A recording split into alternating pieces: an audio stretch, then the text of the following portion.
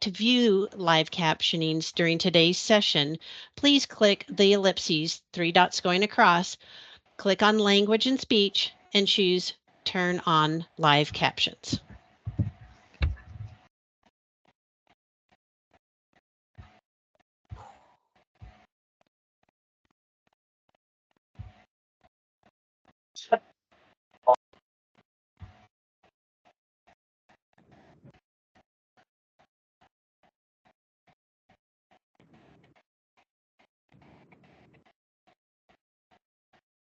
And Dr. Neal, I'll go ahead and turn it over to you.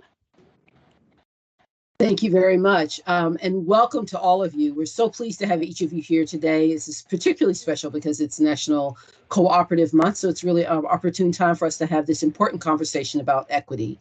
This, of course, is the final meeting of the Interagency Working Group on Cooperative Development for 2023.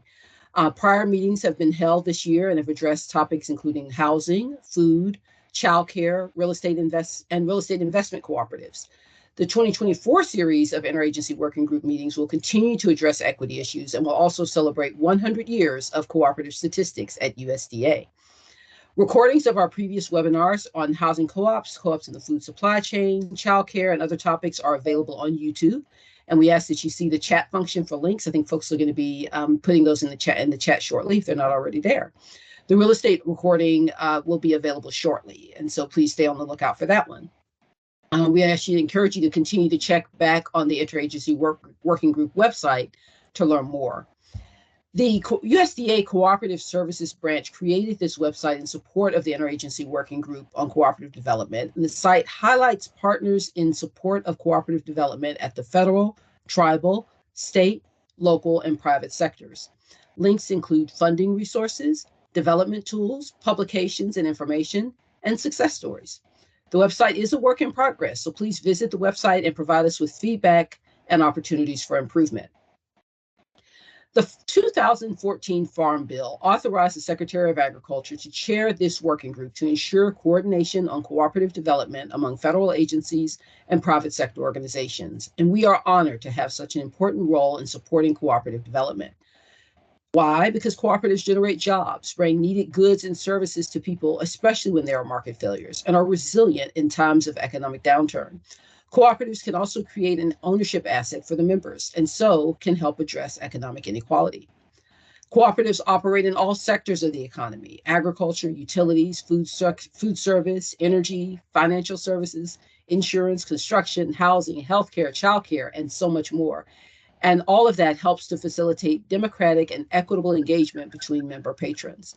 Cooperatives of all forms, worker co-ops, producer co-ops, consumer co-ops, remain an important form of business because their form facilitates resiliency and as such can weather economic shocks.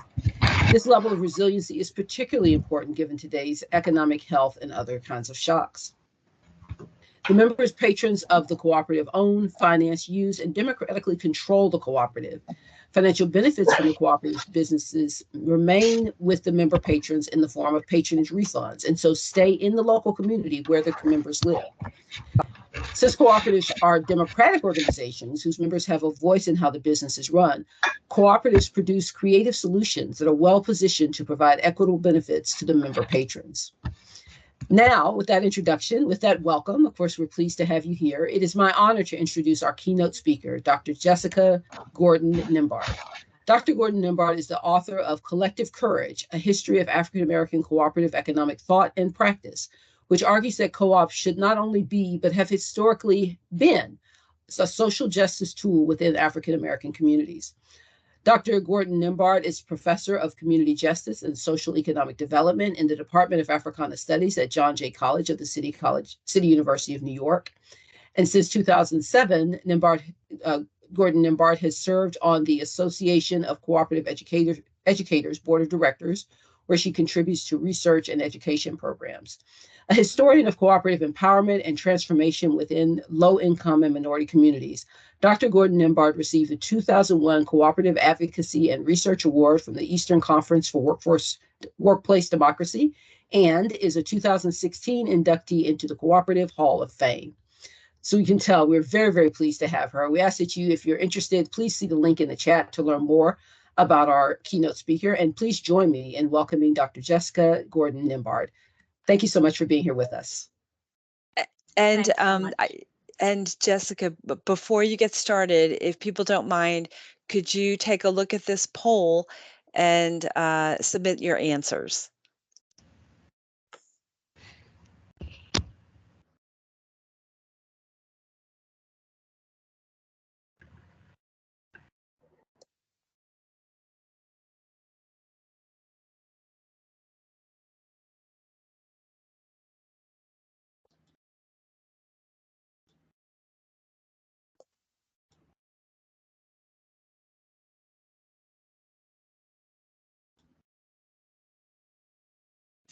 Okay, shall I start?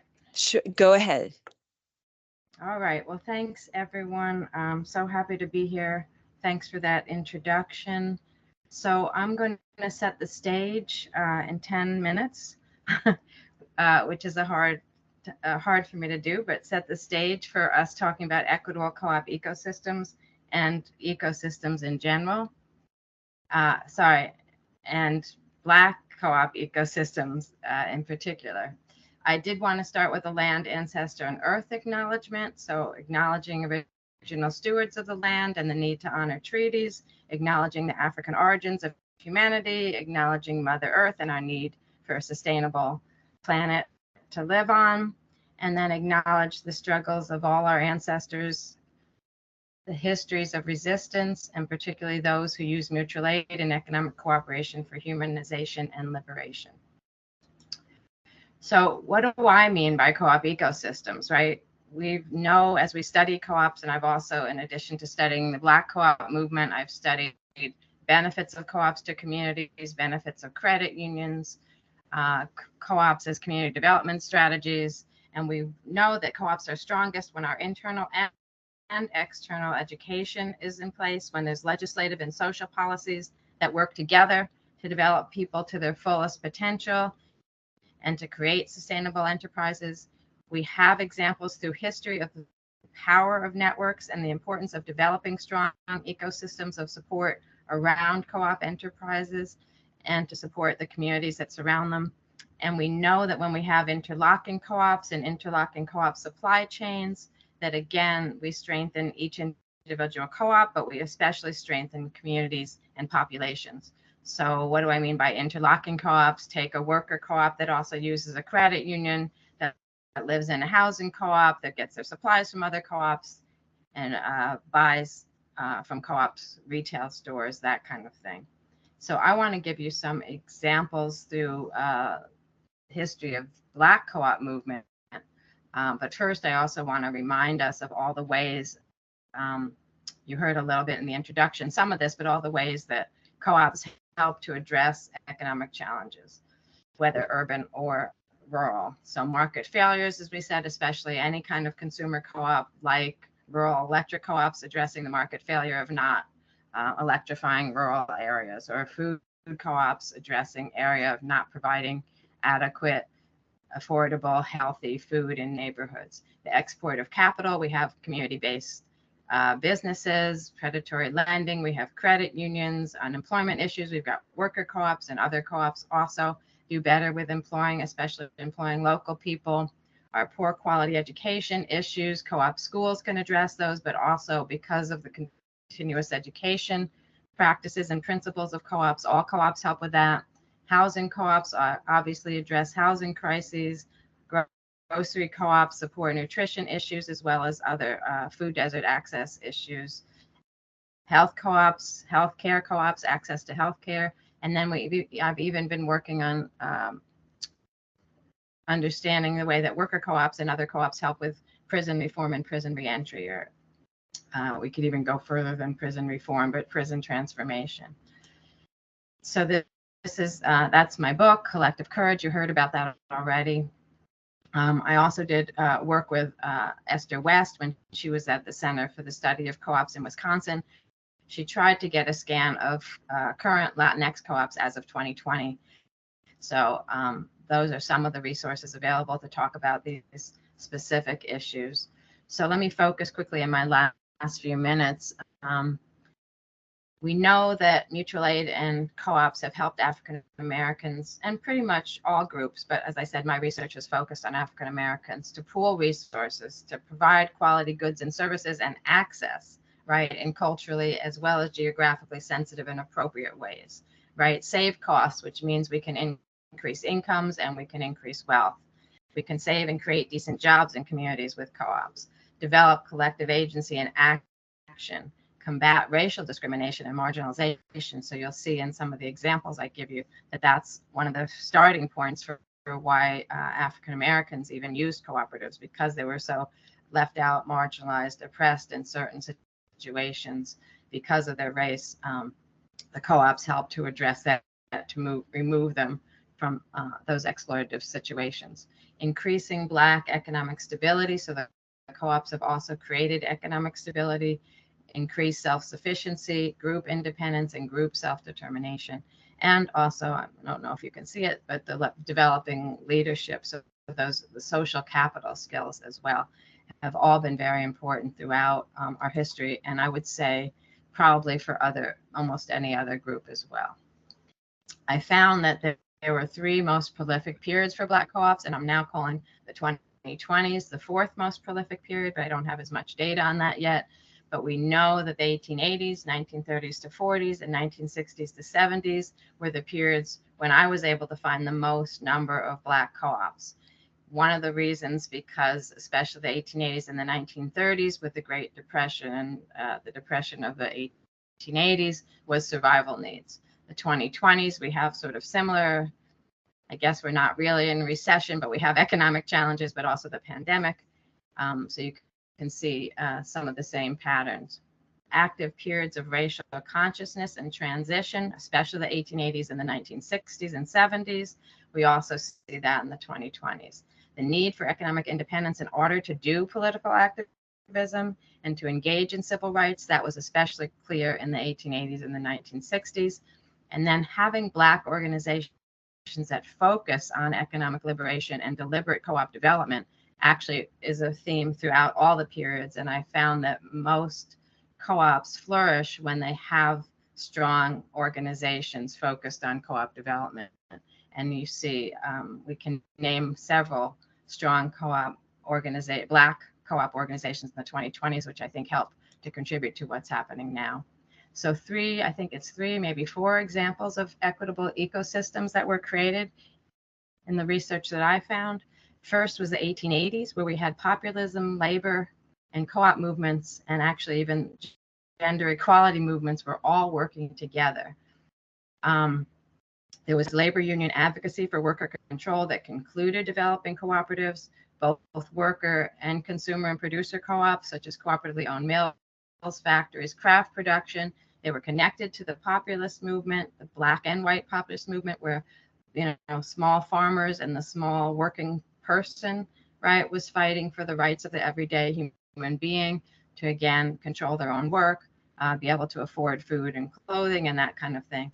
And we'll see with the example of the Knights of Labor in the 1880s, how those the convergence of those movements could make a powerful ecosystem. So my example is Richmond, Virginia, the Working Men's Reform Party that was started by the Knights of Labor, which was a national labor organization. But the Knights of Labor was also a populist party and a co-op developer.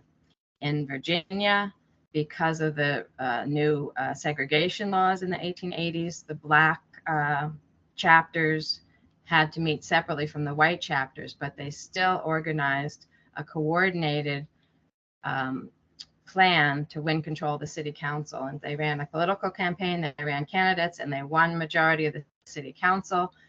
What was their platform? They wanted to be able to hire racially integrated, unionized local workforce, including women workers, to rebuild Richmond City Hall. The previous city council was planning to use convict labor from the state penitentiary. And so this was a coalition to make sure that all those, as we talked about, unionization, cooperative ownership, women workers, integrated workers, was happening in Richmond. And as I said, they won, and they were able to build the Richmond City Hall, the one that exists right now, with the kind of unionized, integrated labor that they wanted. Fast forward to the 1930s, the Young Negroes Cooperative League is founded by young African Americans led by George Schuyler, who was a Pittsburgh Courier columnist, and Ella Jo Baker, who had just graduated from college, had been in Harlem, New York for a while, lived down the street from Schuyler. They organized together to form a youth-led organization that would do co-op education and co-op development, recognizing the need for gender equality as well. Within 2 years, they had councils in New York City, Philadelphia, Manistee, Pennsylvania, Pittsburgh, Columbus, Ohio, Cleveland, Cincinnati, Phoenix, New Orleans, Portsmouth, Virginia, Columbia, South Carolina, Washington, D.C., about 400 total members. They held 2 national conferences. The first one was in Pittsburgh with 600 attendees in 1931. So imagine the height of the Great Depression. You got 600 young black folks attending a conference to talk about co-ops. So really amazing. And their vision was another kind of ecosystem, right? Create a council where there are at least 5 or more members. The council then creates a co-op enterprise. You could start with a buying club, but develop any kind of cooperative enterprise. Once you had your council and some co-op stuff going on, you should have a bank, credit union, or a co-op bank. Then you should be developing factories to produce necessities, and then wholesale establishments in each state. They would all be coordinated through the national organization and run by young people. Similarly, in the 30s and early 40s, 2 Black independent schools in North Carolina were helping the families of their students to establish farm co-ops, marketing co-ops, credit unions, buying clubs, a health insurance co-op. They realized they were both these schools were doing similar things, so they joined a regional co-op development association and then branched it out to a statewide called the North Carolina Council for Credit Unions and Co-ops. That council, because it was statewide, was able to work with the state agricultural department to get money to create manuals, to provide workshops to help people create Black credit unions and co-ops. They were so successful that within a 12-year period, they went from having 3 Black credit unions in the state to 98 credit unions. So again, the importance both of the education, but also this ecosystem of support. And additionally, 48 other co-ops were created from this effort. The last 2 examples, the Federation of Southern Cooperatives, started in 1967, is a 56-year-old Southern Regional Co-op Development Association created by co-ops and civil rights organizations, right, to again address economic justice at a time when people were focused on political rights, but not realizing that political rights weren't enough. We needed economic democracy, economic justice, and political advocacy around that, as well as co-op education and development. They work with hundreds of Black and brown farmers and co-ops to both do Black land retention, Black farm services, help people start co-ops so they can keep their farms going, and they also do state and federal policy advocacy. And my final example is currently in Puerto Rico. I've been studying the incarcerated worker co-ops in Puerto Rico, and the first one that started about 18 years ago, Cooperative Aragos. They wanted to start an artist co-op after doing art therapy in the Guayama Penitentiary in Puerto Rico.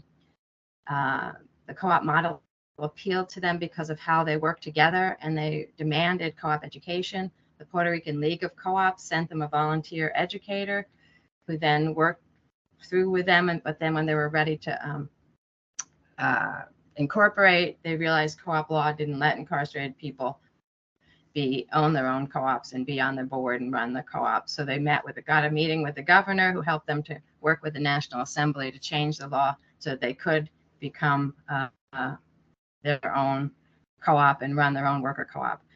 Once they incorporated, they created their own rules about how they wanted to conduct themselves, how to do child support when they had money coming in, etc. They also signed an MOU with the corrections department to use space, electricity, etc. And so had to pay some of their revenues out of that. And then they also were able to go out into the co-op world and sell their art. In fact, some of the co-ops would invite them to their annual meetings and stuff, and so they paid for extra security for some of their members to be able to go out and sell the wares. Their participation ended up many of the members who were able to get out on parole had commuted sentences, and we have very low recidivism rates for those who were released. So to sum up, the Puerto Rican co-op ecosystem is a good way to kind of look at what an equitable co-op ecosystem looks like that could help some of the most marginalized, right, incarcerated people. So one, there is that enabling policy and legislation, or access to create enabling policy and legislation, right? The strong, consistent cooperative advocates at the policy level and at the community level. So the strong ecosystem, a broader social and cooperative ecosystem to support incarcerated people, to support the co-ops they were developing. The co-op movement often were the suppliers to the co-ops, the customers of the co-ops. They helped to provide the education for the co-ops. Credit unions did volunteer work. The insurance co-ops did volunteer work, that sent supplies. All the co-ops helped to buy the goods from the incarcerated worker co-ops, that kind of stuff.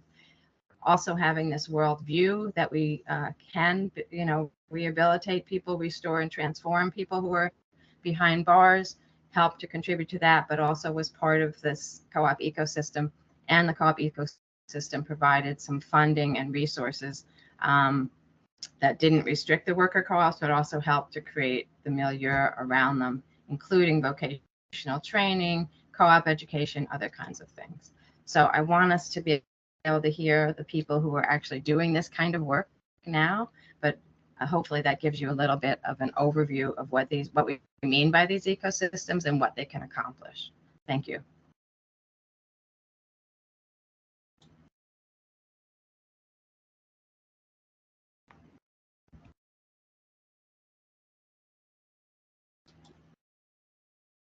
Jessica, do you want me to deploy the next poll now, or do you want to just move right into, okay.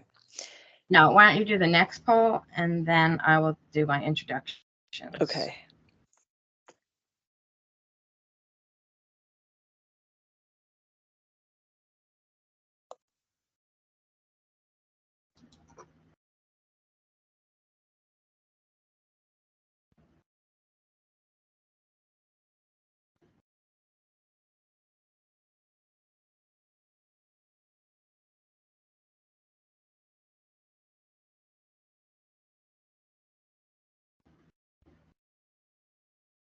Sorry, I'm just trying to answer a question in the chat. I probably shouldn't have stopped to do that. Hopefully everybody's did their everyone's done their poll. Did you want to talk about the poll, or just I should keep moving? I think just keep moving, and maybe we can come back to them later. Okay. So now it's my pleasure. We have a very distinguished panel to tell you again, as I said, about a very specific thing that's currently happening, developing these kinds of ecosystems. So first, we've got Linda Leeks, who's a housing cooperative organizer and was just last week, was it, inducted into the Cooperative Hall of Fame. Yes. And a co-founder of the Ella Jo Baker Intentional Community Cooperative. And she's accompanied by Adjo Ifeteo, another co-op educator and activist. She's an editor at Grassroots Economic Organizing and a co-founder with Linda of the Ella Jo Baker Co-op. Should I let them talk before I introduce the next person? Sorry, I forgot to ask how I want to do that. Jessica, this panel is yours. You get to do what you want. Okay, I think we'll let them talk. Since I introduced them, we'll let them talk, and then I'll introduce the next panelist. So take it away, you guys. Your elevator speech, how do you want to introduce yourself? What do you want to say to the audience? All right. Well, first I want to say thank you. I'm honored to be invited to be on this panel. So thank you so very much. My name is Linda Leeks. I've been doing cooperative organizing for many, many, many decades. And I think one particular housing cooperative that I'm so excited about is the Southern Homes and Garden Cooperative here in DC, which is a 92 unit property that was initially a public housing development. It was a public housing project. And I was able to go in when they wanted to sell it to some grocery store, some department store or something, but they wanted to kick the residents out so they could make some money. I was able to go in and organize the residents for them to take control, and they purchased their property, and it's still there. It was back in the late 70s. I'm sorry, 90s. So that's my favorite, and I thank you for allowing me to share that information so we can send it on. And so Linda has organized at least 16 housing cooperatives in DC. They range from the Ella Jo Baker Intentional Community, which is a community set up specifically for activists in DC, so that we would have a place to continue to live in DC and continue to do the work. But they range in all types of cooperatives, and so 16 is the number that we can document, and we think it's more like 20. Yeah. And it was a period when a lot of gentrification was happening in DC. It started like in the late 70s, where people were kicked out of their apartment units, apartment buildings, to make way for condos. Let me just say, low and moderate income people were kicked out. Yes. Were being kicked out. Right. That's the critical part as far as I'm concerned. Right. So Linda did work to make sure that these people could stay in their units. And that included working with district government to pass legislation to make it possible for tenants to have the first right of refusal so that they can buy their own apartment buildings themselves and turn them into co-ops. So Linda did a lot of that kind of work. And it's really, was important because a lot of people got to stay in DC. And right now, there was a recent study that showed that 20,000 people in DC have lost their housing to gentrification. But we actually think it's more than that. At least twice that, but probably 3 times that. People who have lost housing because of development and weren't as fortunate to meet Linda Leaks and do organizing work. Though she worked with the organization called Washington Inner City Self-Help that helped to start at least 30 cooperatives, housing cooperatives, as a means to fight gentrification and to maintain affordable housing. So the co-op model was really, really important for making it possible for people to stay in. And I know I would not be able to afford to live in DC right now if I didn't live in a cooperative. And so Linda contributed a lot to that. At least 400 units of affordable housing, co-op units, exist in DC today because of the work that Linda Leaks did. And let's say limited equity cooperative, because they're cooperative that are market rate cooperative. Right. But limited equity cooperative are affordable. Right, for people with certain income. That's always important to say. People with low income and moderate income are the ones that were able to continue to live here as a result of those cooperatives. Otherwise, low and moderate income people were forced out so that higher income people could get those properties and at a price that they could afford. Right. Higher income people. Thank you. Thank you both so much. I hate to cut you off, but we'll get back to you again a little later and maybe have you back on again. But thanks. And I just want to highlight, right, the ecosystem work there, right? DC, people like Linda made sure the laws were in place so that we could do tenant could do conversions. She then did the organizing work with WISH and other groups to make sure that people learned about and help them to do it. And then the conversions, putting the finance together, right? So the ecosystem, again, is all there. Let me now introduce you to Evan Edwards, who's the CEO of Project Equity's Black Employee Ownership Initiative. And he's going to give his elevator speech about what they're doing and what the ecosystem looks like in their work. Hi, thanks so much, Jessica, and thank you, everyone. I appreciate the opportunity to be here. As Jessica said, I'm Evan Edwards. I'm CEO of Project Equity. We're a national nonprofit organization based in the Northern California Bay Area.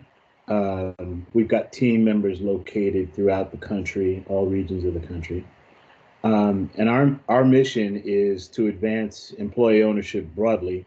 So that's inclusive of cooperative development, ESOPs, employee stock ownership plans, employee ownership trusts, and even other models of employee ownership that we continue to innovate as a strategy to advance wealth building for Black communities, other communities of color, and low and moderate income workers of all backgrounds. In addition to serving as a strong wealth building strategy, we facilitate the development of quality jobs too. So it's about advancing income, but it's also about advancing other workplace issues for workers, providing them greater agency and the ability to, for instance, have other means for bridging income than payday lenders, as Dr. Nimport mentioned, in employee ownership structures where workforces have some agency. They are able to participate in internal economics that can support one another if need be. Our work, importantly, also supports stabilizing local economies. So we've all seen where economies become destabilized when business owners either feel the need to sell or buyers come in from other parts of the country or other parts of the world, and communities end up becoming destabilized. Employee ownership serves as a strategy to keep businesses rooted in local economies, and in doing so keeps those local economies strong and keeps those jobs in place. So in addition to serving workers, employee ownership serves local government, local economies. We're also a wonderful strategy. Employee ownership is a wonderful strategy for small and middle market business owners, right? We have data that indicates that the vast majority of small and middle market businesses are owned by baby boomers, folks who are retiring in the next 5 to 15 years. Y'all may have heard of this referred to as the silver tsunami. This presents an opportunity for us to transfer the means of wealth production in this country in a manner that has never really been seen before. Of the businesses that are owned by these folks, only about 15% will transition within families now, and about 20% of those businesses will actually sell. So when I say sell, that's through business brokers and to other purchasers, those that are listed on platforms like Biz Buy Sell, et cetera. Only about 20% of those businesses sell. That leaves 65% of businesses that could be available that will either shut down or will otherwise find a closure that will not benefit the workers. So there's tremendous opportunity at hand to be able to transition ownership, and that's a lot of what our organization does. I won't get into the technical aspects of it, but I will put forward that we don't obligate the workers to buy the businesses. We actually structure these transactions in a manner such that ownership of the business conveys to the workers, and it's done so in a means that does not actually take money from their pockets. In addition to the work that we do to transition businesses to ownership by workers, we feel that it's really important that this work move to scale, such that co-ops, ESOPs, employee ownership trust, these other models become a normal part of the business ecosystem in this country. So to that end, our organization does a tremendous amount of awareness raising. We engage in partnerships with local government, local and state government across the country to embed employee ownership in local ecosystems. We have programs where we are advancing education of employee ownership with service providers within the business ecosystem. So these are the lawyers, the CPAs, and the other advisors who have first touch with business owners, are the first folks to know when a business owner is thinking about retiring or is looking for a strategy to help engage their workers through retention programs or productivity programs. We're doing the work to educate, those service providers such that employee ownership is a part of their toolbox. We refer that to as our scale work, and the work that I mentioned previously that is focused on transitioning both our work is what we refer to as our deep impact programming. Very specific to that, we've launched a program this past spring in partnership with Morehouse College to advance Black employee ownership in the Atlanta region. That work has moved into Chicago as well and South Florida. And I can elaborate on that a little bit more later. I don't want to take the floor from everyone else. But I do want to put forward that employee ownership, whether it's manifested as a co-op, an employee ownership trust, or one of these other models, is truly powerful mechanism for wealth building in this country. And it's done so without requiring much in the way of legislative fix. It's not it's not left side, it's not right side. All it is taking advantage of what happens in the course of normal business on a day-to-day basis. All we're saying is, instead of selling a business to one individual or a handful of typical shareholders, let's figure out a way to sell businesses to workers. And we've figured out how it is that happens. I shouldn't say we figured that out. Co-ops have existed for years. What we're trying to do is we're trying to normalize that work. So thanks for your time. There's a lot of other folks with a lot of wonderful things to say here. I am going to mute myself. We'll be back to you in a few minutes, but thanks. And thanks for also giving us that sense again of the ecosystem of support, right? What it takes, the different pieces. And I'll probably get back to asking you a little bit more about that and about your partnerships when we finish going through the first round. So next, it's my pleasure to introduce you to Mo Mankling, the Policy Director at the U.S. Federation of Worker Cooperatives, an organization close to my heart. And Mo will talk to you about some of their work and some of the gains and successes already. Thanks so much, Jessica. So as you said, I'm Mo Mankling. I'm the policy director at the Federation. We are the national grassroots membership organization for worker co-ops and democratic workplaces. So that also looks like, nonprofits that want to organize themselves democratically. Really any business that is looking to organize themselves around worker voice and participation.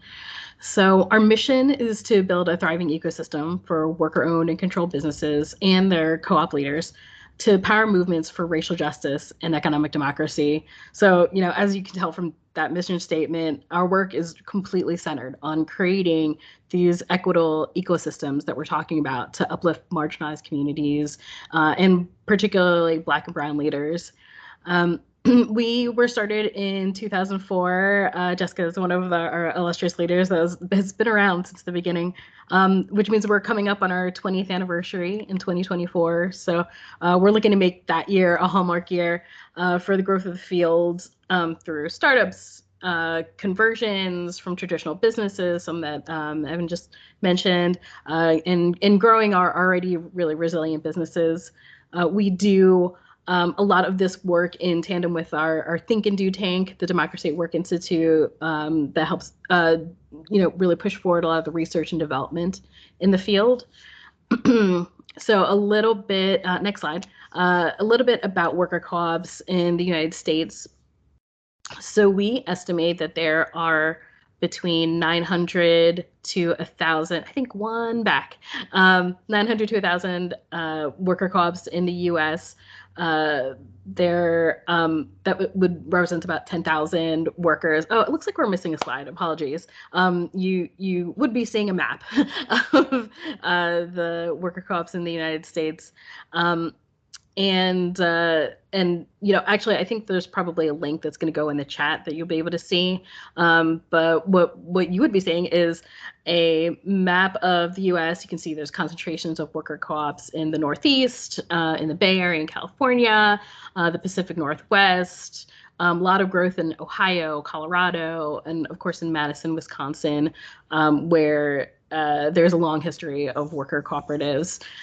So we do all of this work in tandem with our 25 regional partners. So, we're a national network, and we don't have chapters, but we partner with organizations that are grassroots, that are on the ground listening to these businesses on a day-to-day basis.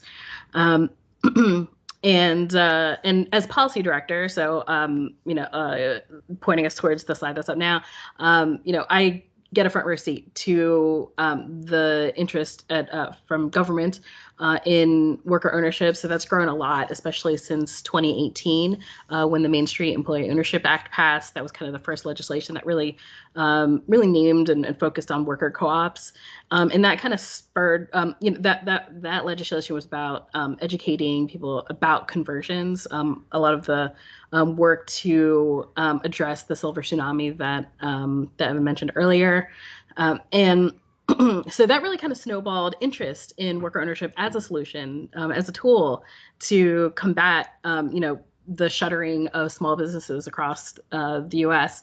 So we're seeing progress both at the federal level through the Work Act that was authorized at the end of last year for state initiatives, as well as actual legislation at the state level in Massachusetts, in Pennsylvania, in Colorado that just expanded their employee ownership tax credit, in Washington State that just in May passed their employee ownership initiative. So we're seeing a lot of interest in using worker ownership as a solution to address a lot of these issues, particularly where there is not access, in as Jessica mentioned earlier, in times where the economy is turning down, people turn towards worker cooperatives as a way to support each other and their communities.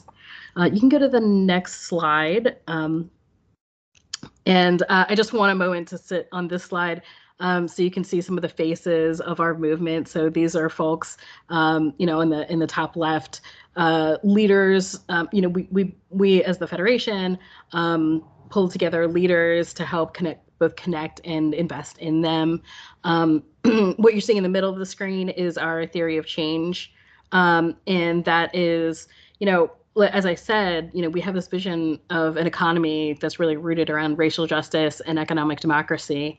And we look at that in 3 different lenses. So one of them is business. So we think about kind of the the infrastructure, right? So we do work directly through things like our co-op clinic, which takes, worker owners who are currently or in the past have actually lived the life of being a worker owner. And those people actually provide their expertise to current worker owners and worker co-ops to help to sharpen them, to help them with things like governance, finances, open book management, what does participation actually look like for a real life business? And also help them to support the ecosystem. So some of the stuff that I'm sure we'll get to in a little bit about, what are the elements needed to create a really healthy, equitable ecosystem? The technical assistance, the education, the outreach, accountants, lawyers, CDFIs. I know you'll hear a little bit more from folks at the Guild talking about that. So we do a lot of work to both actually provide direct assistance, but also to help organize the field. The second lens is leadership. We we do a lot to connect our leaders. So, like that picture in the top left, making sure that we're investing in people, particularly Black and Brown leaders, to engage them. We do a lot of participatory, like democratic work within our membership. Make sure that that as leaders are engaging in the work on the ground, that we're also kind of like leveling them up and investing to make sure that they have the skills necessary to both invest in their businesses and connect with each other. The last lens is movements. So, we know that, we can't do everything, right? We do a lot of the work in tandem with some of the other panel members here, but a lot of the true transformation really needs to happen through working with like-minded movements that are oriented around economic justice, that are investing in Black and Brown communities. So, we recognize that we need to work with, labor unions, worker centers, community development centers, who are doing the work on the ground. And the only way that we can expand knowledge of worker ownership is to actually give that as a tool to like-minded folks. So you can go to the last slide. I'm sorry, I was actually kind of talking around some of these things, but this gives a picture of the work that we do. We connect people through our member councils and peer networks. We do the public policy and the work that I focus on. We do quite a bit of consulting with folks both in and out of the co-op ecosystem to help people to understand democratic participation. Thank you so much, Margaret, for sharing some of these links in the chats. One piece that that is really important is the education and storytelling, which I think a lot of the folks on this call can help to invest in the necessary education about cooperatives in order to actually make sure that they have parity. In most cases, we really just need parity with other small and mid-sized businesses.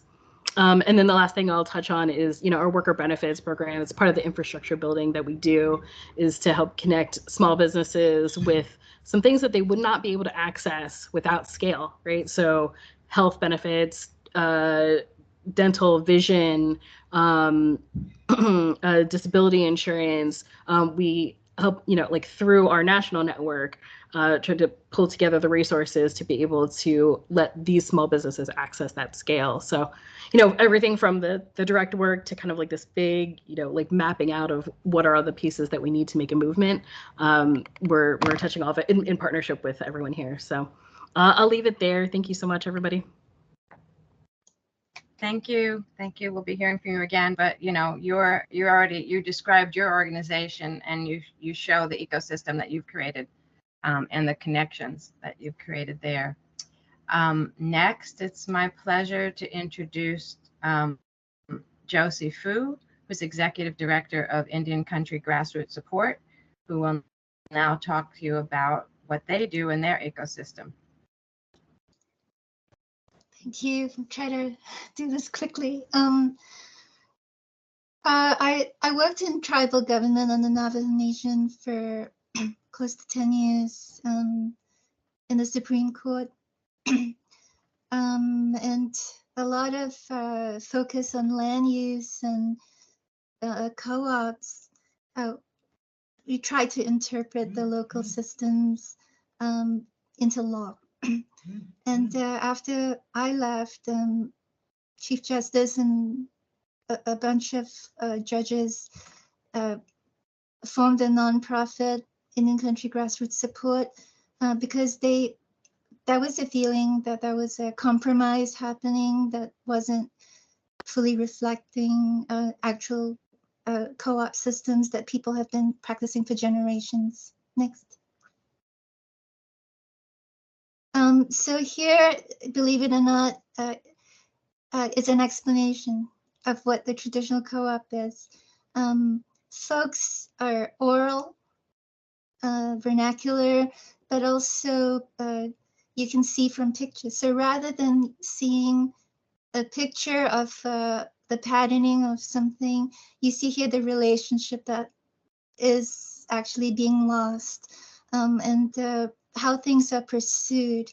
And you can see from that picture, including the black glove the granddaughter is wearing, the land behind it. It's a complete relational situation of how co-ops perhaps have to be, but you need to learn how to listen to the pictures. It's a very few words and reminds me of a class that's held for diplomats to go to Japan. They are taught that in Japan, it's the listener does their best to listen and understand, so they feel the burden. In America, I think mainstream, the speaker has the burden to complete the picture for people, and people just sit back and say, well, you did a good job or not. So the burden on understanding is very much present on the Navajo Nation. So they always figure that they're doing something wrong. They're not grasping something. Next. Now, the White House put out this memorandum in November 2021, elevating Indigenous knowledge in federal policy decisions.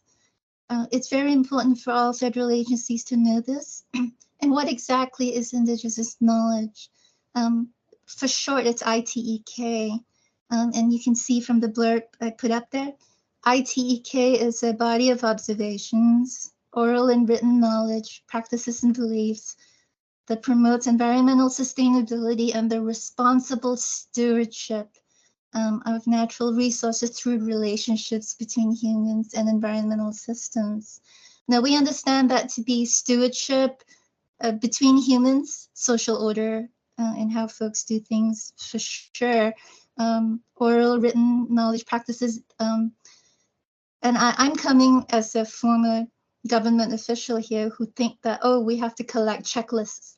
It isn't about checklists at all. It's about learning the culture of, the language of culture. It's learning to understand the language, which again is not through words so much.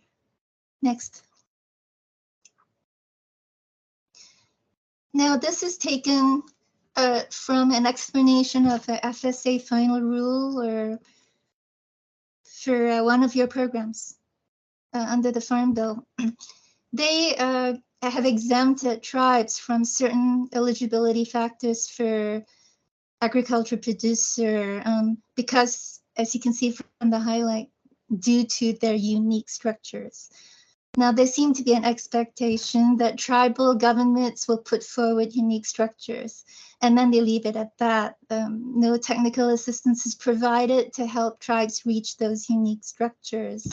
And I can tell you from my almost 10 years in government, they ain't gonna make no unique structures.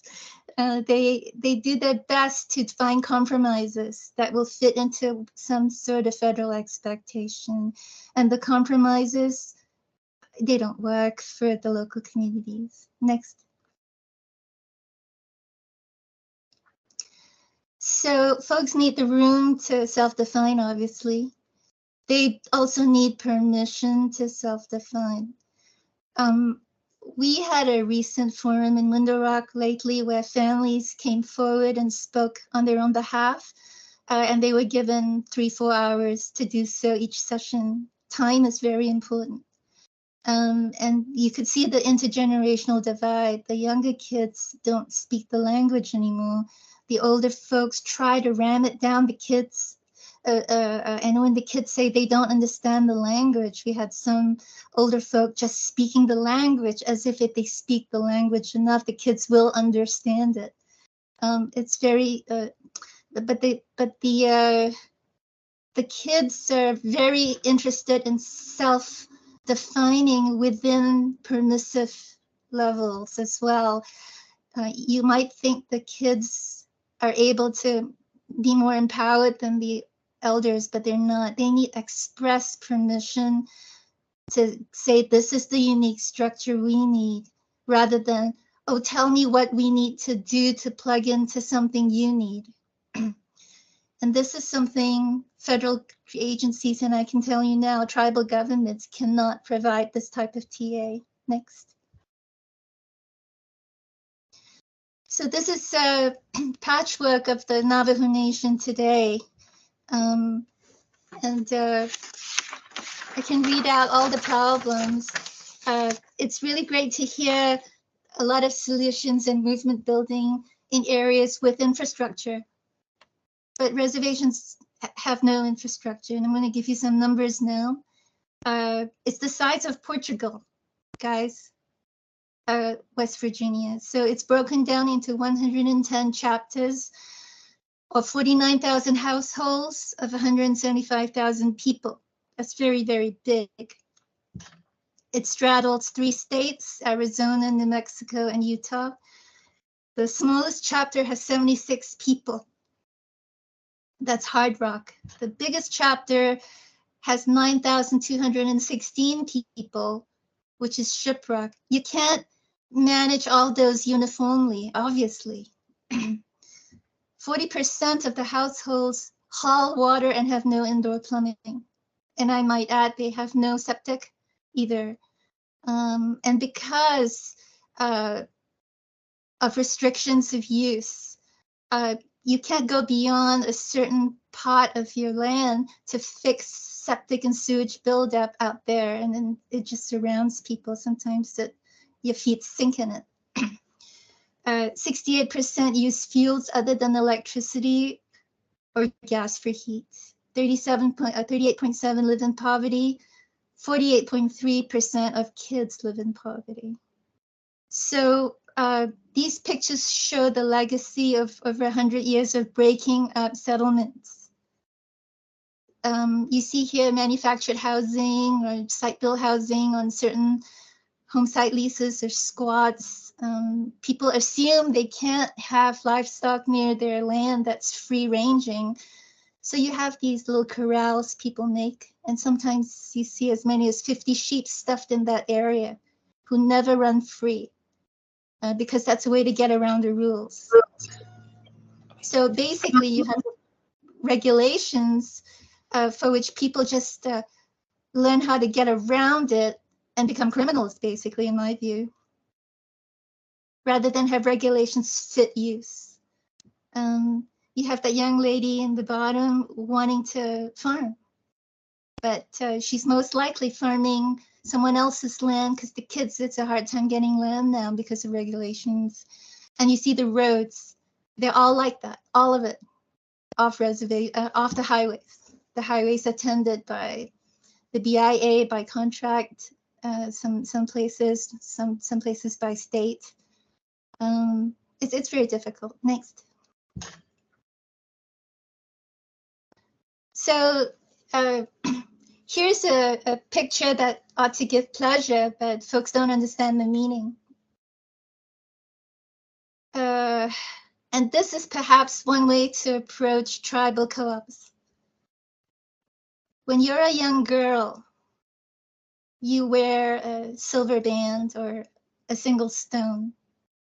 When you have a family, you may get a small cluster ring. When you have a more elder, you get bigger stones. When you're a grandparent, you have additional cluster rows. When you're a great grandma, you have additional to that. Now, is that all they represent? No, they represent power as well.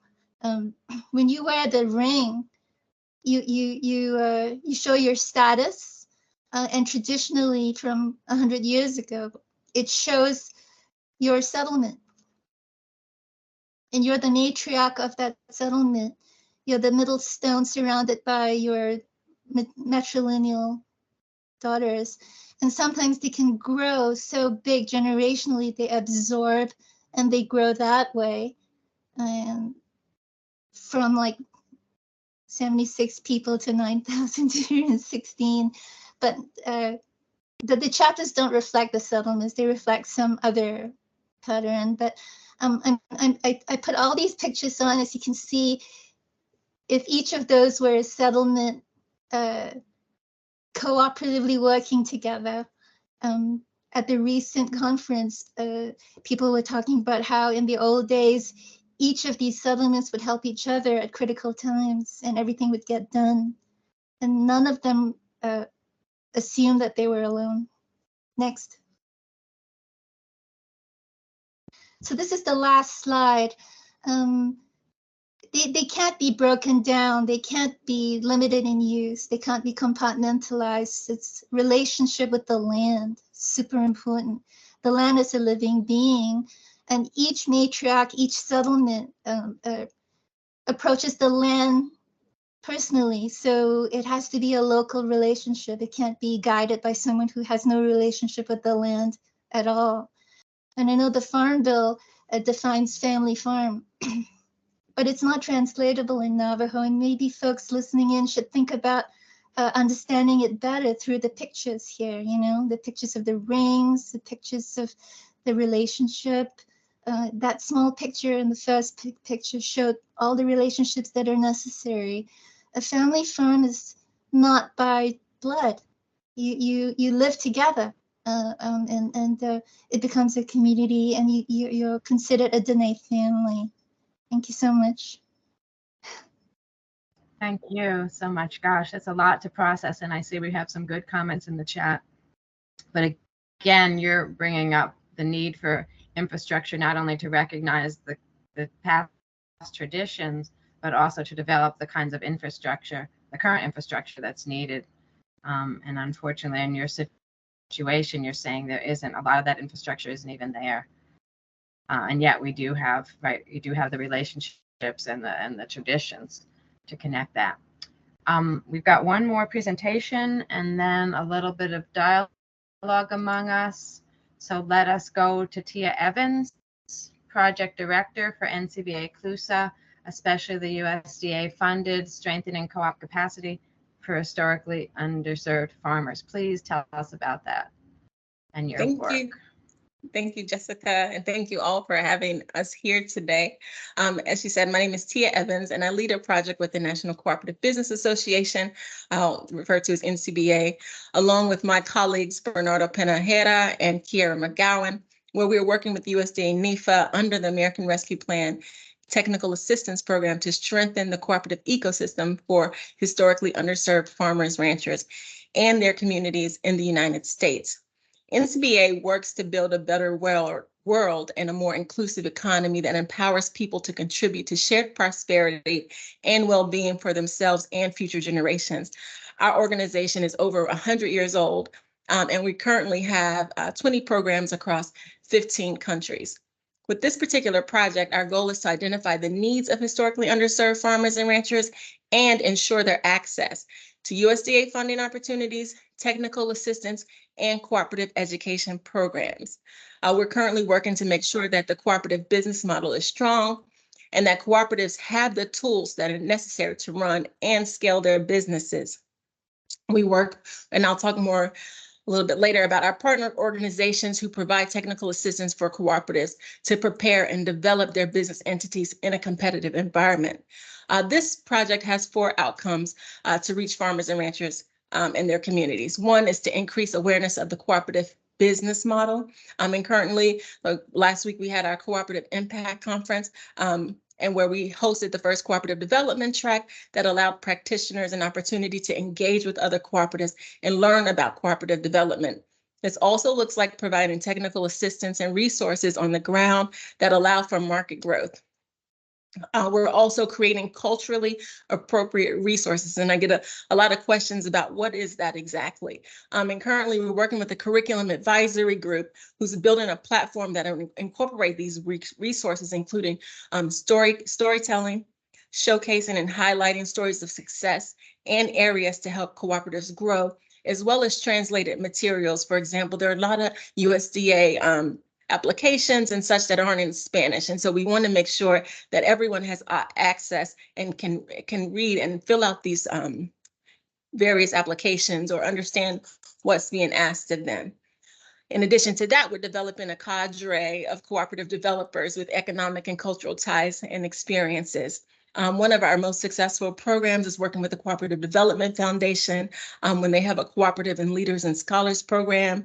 We're also leading a program with the Cooperation Works, where we have a mentorship, and they're working with seasoned mentors, seasoned folks who've been in cooperative development and just working together through a 9-month duration.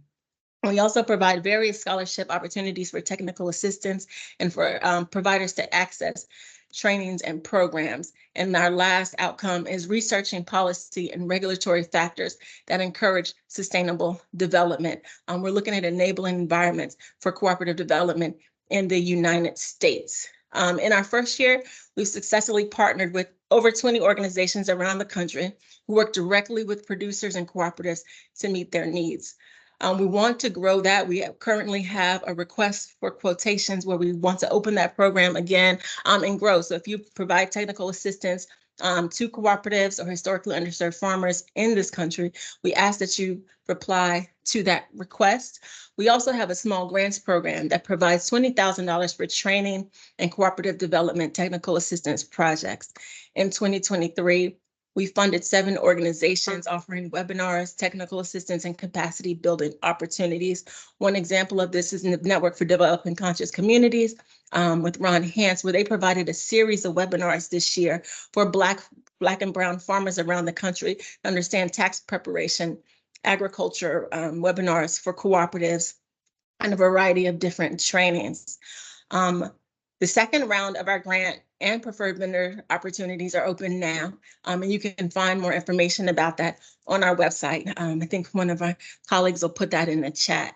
As I mentioned, our partner organizations, they work in the field for feasibility studies, business planning, and a lot of grant writing for cooperatives and organizations considering starting a co-op. So if you know a cooperative or a farmer in need of business plans or feasibility studies, you can also request technical assistance on our site, and one of our partners will jump in and assist you. An example of some of the grant opportunities that we've assisted with would be the Bay Area Farmer to Farmer Training through Agroecology Commons. This is an online and an in-person training led by farmers and community leaders with diverse expertise in land stewardship, small farm production, food sovereignty, cooperative marketing, and social movement. The course is in partnership with the core farmer to farmer educators dedicated to agroecology and to sharing their skills with the next generation. Another example of the work is MPK International. MPK International is based out of Kentucky, but they are a refugee farm cooperative. And they're implementing and monitoring activities through digital methods such as QR code check-in processes that records time spent and resources used and the yields per member. And so this was the first year that they're trying this program through the funding and the support through strengthening the cooperative ecosystem. We offer a variety of training courses and scholarship opportunities through the National Society of Accounting Cooperatives. We have scholarships for online access to cooperative accounting and finance trainings through the Institute for Digital Cooperative Economies. We currently, in this month, are continuing our series of the future of farming, creating a digital economy through platform cooperatives. This month, we have leveraging generative AI, which begins at the end of the month. And we also have the Cooperative Business School materials. NCBA has developed Cooperative Business School in their other countries, and we're now converting this to a US platform. The materials are being translated into English, and the platform will allow farmers and cooperatives to take the digital marketing course in order to access new markets for farmers to reach a larger audience. As I'm gonna wrap up, but as I said last week, we welcomed over 100 cooperative developers, farmers, and co-ops, other professionals to engage with our Impact Conference. It was we had a cooperative development track where we had farm tours, and we ended the week at University of District Columbia with an emerging leader symposium to really hear from the next generation of cooperative developers and get their future of what cooperative development, what they envision for the future of cooperative development. I think I'll wrap it up with that. But yeah, we're doing a lot to really try to support historically underserved community and making sure that we have the access to the programs, the funding, specifically the USDA materials that we need. Thank you so much, Tia. That was a mouthful. But again, another example of what a networking organization does to create these ecosystems. I actually have a lot of questions I could ask each of you, but I'm looking at the time, and so I think I'll ask the general question, and I think you could all just raise your hand, but hopefully each one of you will answer this question. I'll start with Evan because it was sort of his question, and then any of you can jump in after that. But since we've got the USDA here and interagency with the federal, why don't we talk about what federal supports would be helpful? Where can the federal government be more supportive? If you want to talk about what things have worked, we know some things haven't worked from Josie. But what more could federal government do to be supportive? I know, some of you are in totally different levels. Some of you haven't even worked with federal before, but think about that. And if you can't answer it for the federal government, just talk about what general supports would help you do your work better or would help the groups that you work with. So start with Evan about that. And then I guess everybody has about 2 minutes, 2 or 3 minutes for that. Yeah, I'll go quick so that everyone else has time. Thank you for the question, Jessica.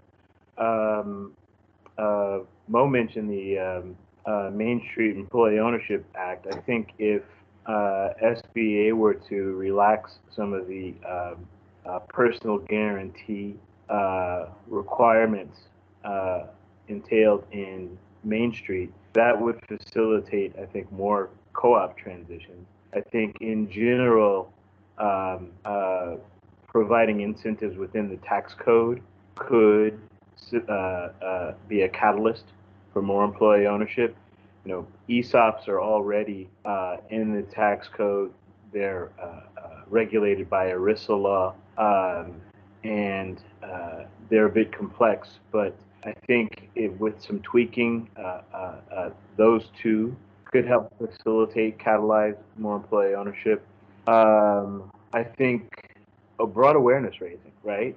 Federal government has the bully pulpit, and putting forward the understanding that this is a business model that is good for jobs, good for economic development, good for local economies, good for community. Those are messages that resonate across the government. Across the country, I should say. And, for all of our work to be successful in terms of seeing more co-ops and seeing more equitable wealth building, employee ownership needs to be normalized. And the government has the opportunity to be able to do that, again, through awareness raising and its bully pulpit.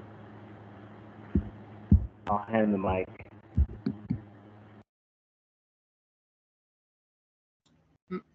Go ahead, Mo. I think Evan hit a lot of the points that I was going to make, so I'll just add on to that. That outreach and education, not just with business owners, but also with all the infrastructure around it. So like the financing that's needed, in particular, that personal guarantee issue really is a huge one. It is, and I think it's a little bit indicative of this thing that I think Josie mentioned is like, having to create structures in order to be able to just like access a loan from the Small Business Administration or access a program that the federal government has to offer.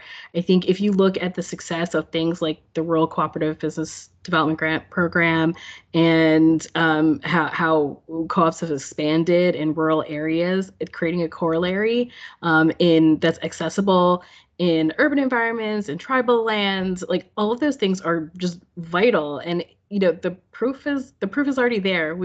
A lot of folks in our ecosystem have been doing this work for decades. So I think just taking the time to like really understand the structures and how particularly the administrative burdens that are really just getting in the way of good, strong businesses getting parity with other small businesses. So, so Evan already hit, again, a lot of the things, and I'm sure that some of my panelists here will hit some more. So I'll leave it there. Yeah, I see in the chat somebody else said, making the grants more accessible would be helpful. Josie, do you want to jump in here? Because I know you talked about what wasn't working. What what could be done? What could the federal government do at the federal level? You're on mute. Yeah, to understand there are all kinds of levels of tribes. There are landless tribes. They're just tribes by incorporation where they coalesce around an occupation that's in Alaska. And then there are reservation tribes. Some of them are gargantuan, like the Navajo Nation, where you have all these smaller communities that are not heard. So if you're going to include indigenous knowledge in federal policy, you have to watch what kind of government to government relationship you're getting the information from, whether it's a small community tribal government or a large one like the Navajo Nation that actually doesn't have a clue what's going on in each community. So just remember that, and remember not to ask tribes to keep giving you explanations. There are other ways that they have to present, like stories, like Tia was saying, and pictures to have you comprehend everything all at once. Thanks. Right. And I like what you said also earlier about how important listening is, right? To hear people's experience so they can tell you what kinds of things they need. And also that point you made about, what was it, innovative structures or unique structures or something, right? It Yes. seems like that. Go Yes, someone at the co-op professional guild, Tom, I think he's in here. He went to Italy and he came back with all kinds of information about Italian co-ops, which was astonishing, very different from American co-ops.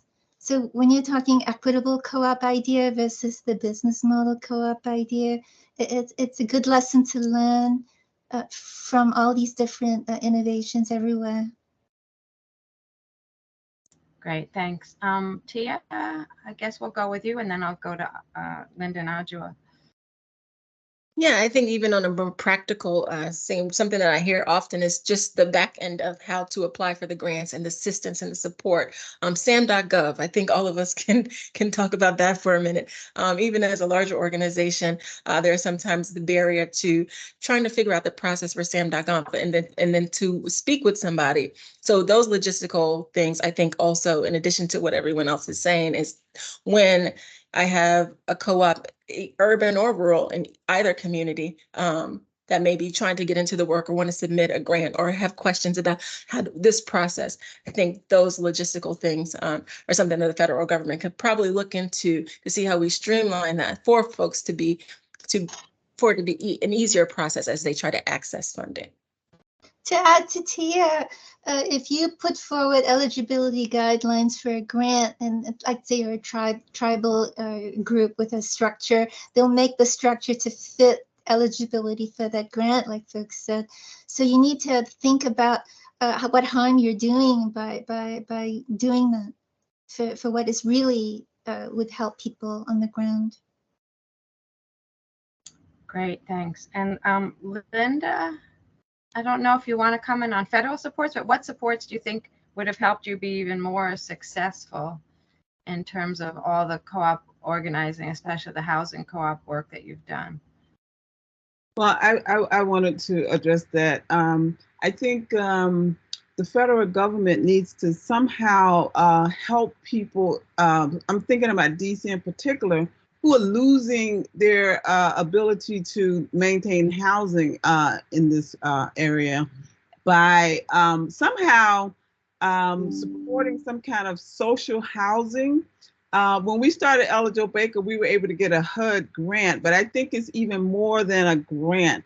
Housing shouldn't be at the mercy of the market, where people are, subject to escalating prices. So somehow the government needs to step in and help people to maintain housing through whatever means. That could be grants, that could be reserving some housing or something along those lines.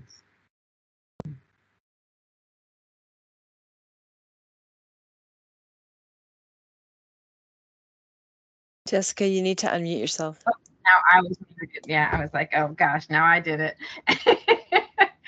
I was telling Adjoa, thank you for that. And I don't know if Linda wants to add anything. Otherwise, I have some summing up. And I think we have one more poll after this, right? So Linda, last word on that? Oh, you guys are muted. No, I don't want to add anything. I just want to say thank you. Okay, no problem. So yeah, I just wanted to say some of the phrases I heard to help us sum up what we heard, right? The normalizing co-ops, right? And I think that's something that these ecosystems help to do, right? To make it normal that we're involved in co-ops and that co-ops work together and connect with each other, but also normalizing in the sense of when we think about federal, state, local policies, if the policymakers also saw this as normal, then they would be more willing to put in the kind of supports, right? The education, the finance, the access support. So I like that.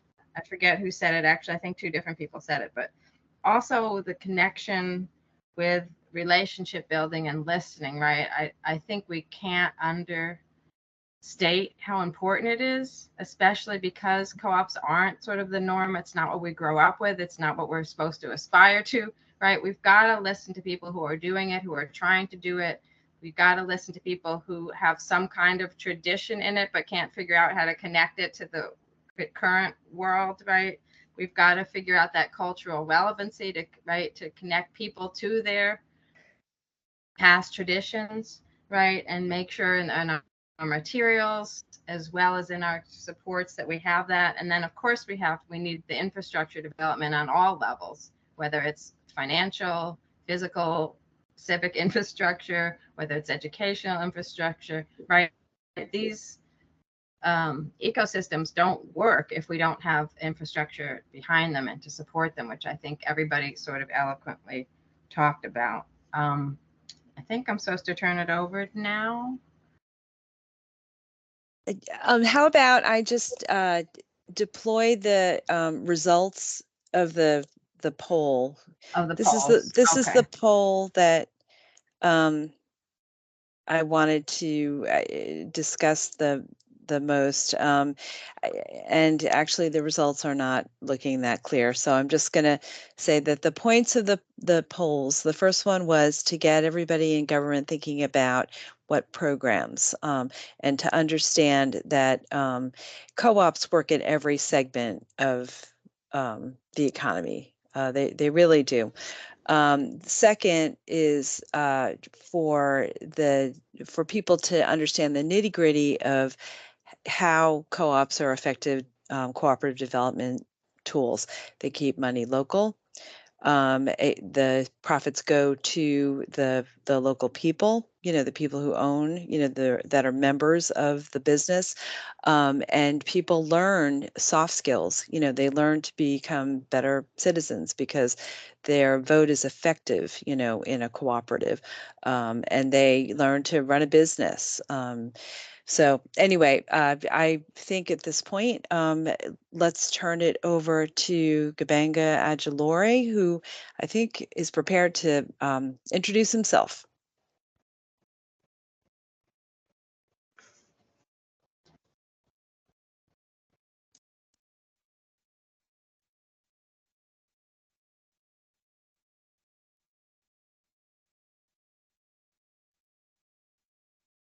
He's on mute.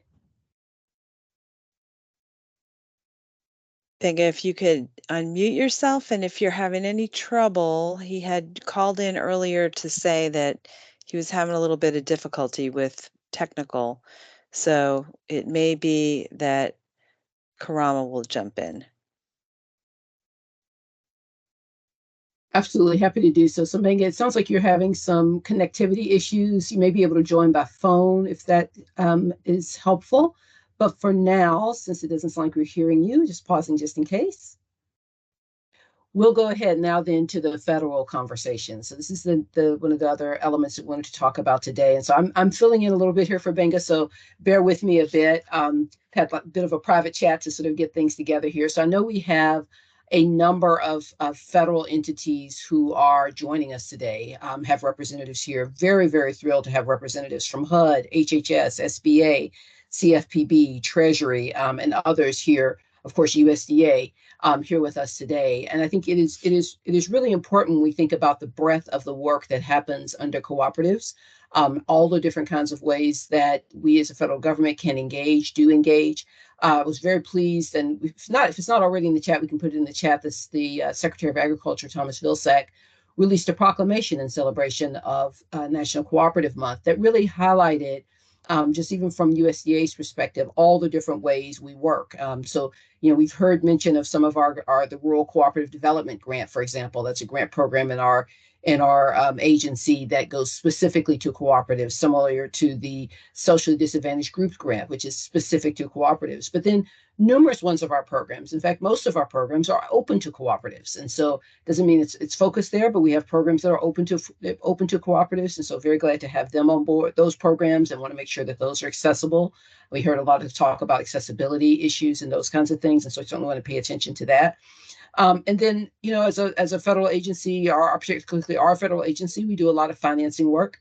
And so there is, we are ways where we work, again, where the cooperatives can be the borrowers in those financing situations, or frankly, where cooperatives are the lenders, where credit unions are acting in that capacity, whether they're providing loans and access to capital to businesses or communities or to individual homeowners. We've talked a lot about housing today, and know that the Rural Housing Service, for example, has more than almost $2 billion portfolio of mortgage loans that are financed through credit unions. So there's quite a bit of work there. I know that there are a number of folks on here. And so I'd like to start, I'm getting some chats here, so some folks we can start with. So maybe I'll start with Joseph Blasi, who I believe is on from Department of the Treasury and our Commerce. Hopefully we got that right. But Joseph Blasi, if you're on, maybe if you would share a few words and just talk about some of the kinds of ways you engage. And we'll, of course, hear from all of our colleagues across the federal family. And then, of course, questions are welcomed in the chat, and we'll have a bit of a discussion afterwards.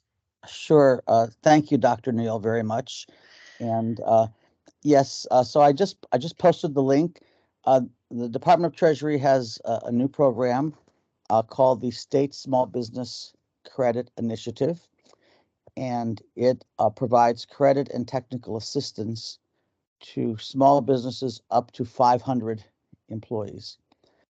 In the past year, Treasury has developed this program so that it is open to worker cooperatives, employee ownership trusts, and ESOPs with loans up to $5 million. I should also note that the loans can also be used for working capital. I'm working in the outreach area of the Treasury program, and I just put my email there. It's joseph.blasi, B-L-A-S-I, at treasury.gov if you have any questions. I put the link on the Treasury website, and there's a 2-page flyer which describes most of it. So I won't take any time because I know, Dr. Neal, you have a lot of agencies to cover. Thank you very much for sharing that and for putting that link in there so that folks who are in this meeting have access. And very much encourage folks to maybe click the link and keep that browser window open so you have access to that after the chat, or write the link down so that you have access to that. And of course, as we heard earlier, these are recorded, and so the recordings will be available later as well. So you'll have additional information there. So I want to turn now to Brianna Ruiz Fernandez, who is with the Consumer Financial Protection Bureau. Brianna, if you're on and would have a few words, we would certainly welcome that.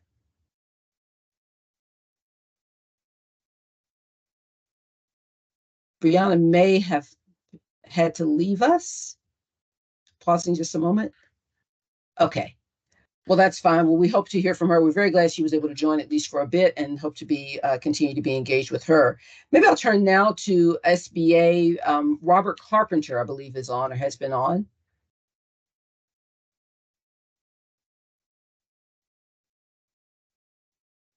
Saw a change in pictures. Is that Robert Carpenter who might be able to join us?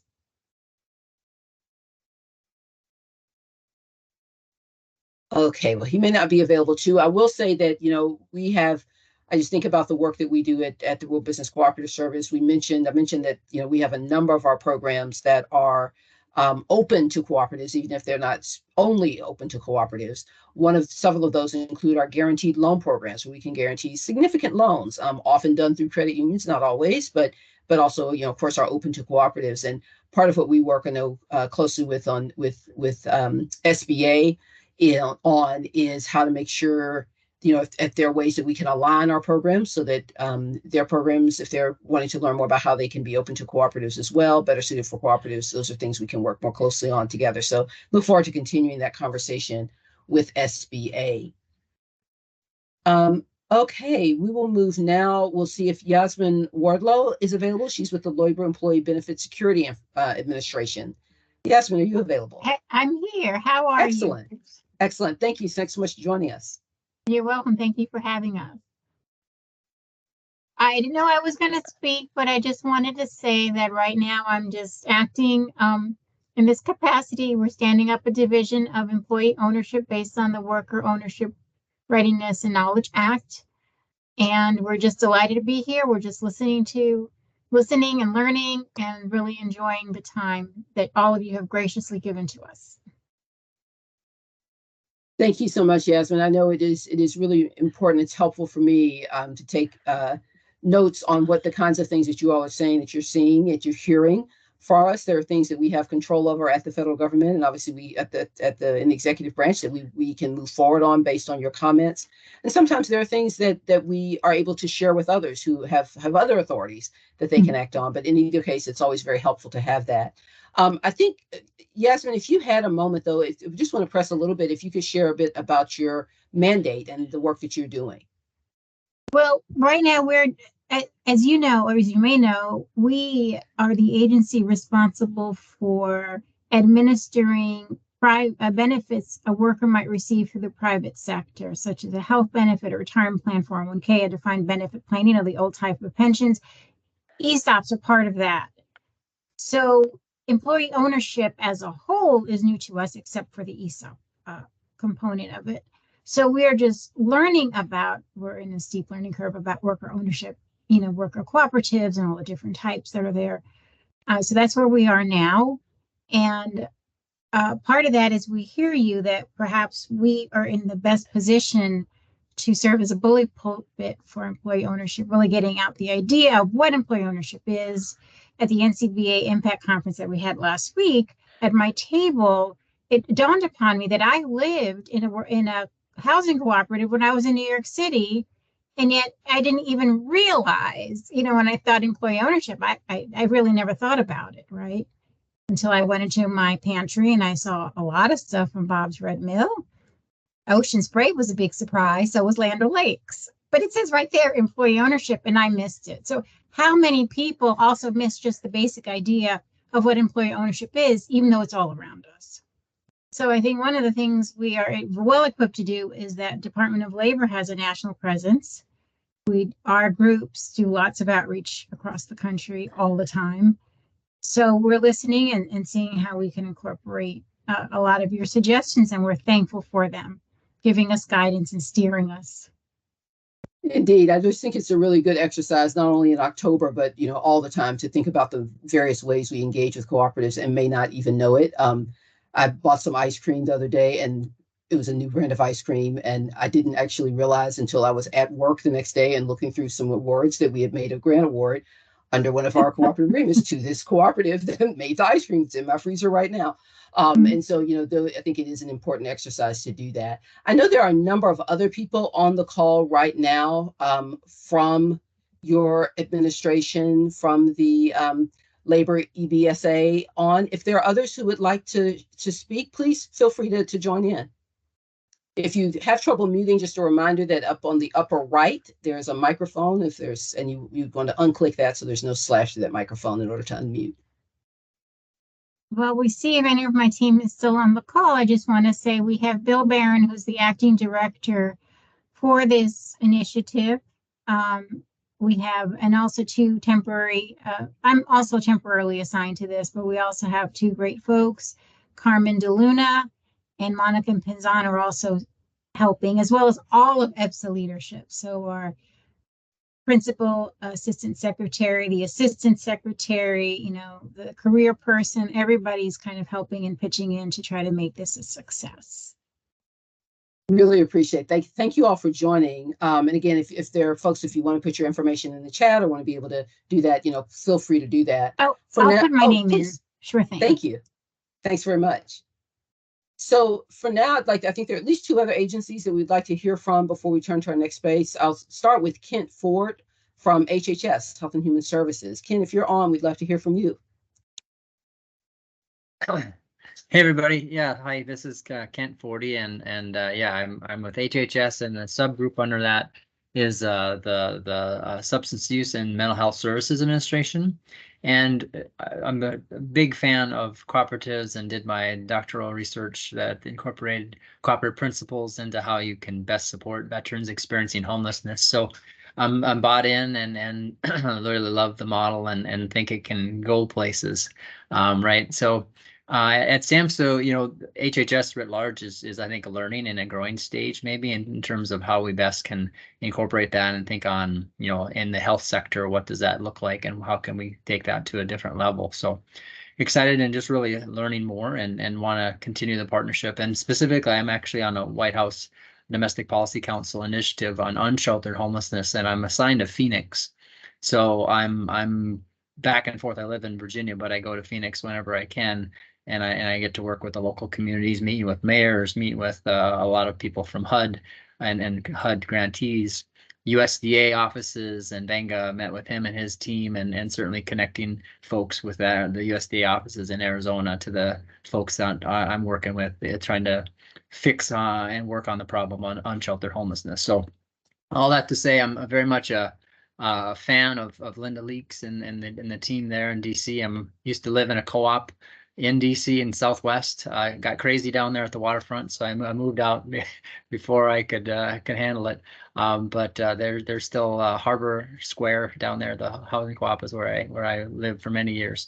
But anyway, love to learn more and definitely a fan of this forum. So way to go and keep up the good work. Thank you so much, Ken. Really appreciate you taking time to be on. Again, looking if the folks want to put information in the chat or questions, we're happy to hear that. And I think when we think about the diversity of the different agencies and offices and departments that we're hearing from just on this call today, right? This doesn't even include all the ones that we've had earlier. It really just shows the breadth of cooperative reach. And again, we think about how we've been affected by that. I think about growing up, and my dad was leader of a cooperative, a Black formed rural cooperative health center in rural Arkansas that I had many times went there to get my asthma treated when I have an asthma attack and those kinds of things. So I mean, the cooperatives, the impact is there. That health clinic is still functioning and still around.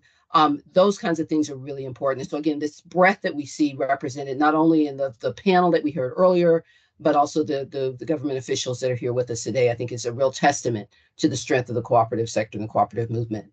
So I think there's one other person, Suzette Agins from HUD.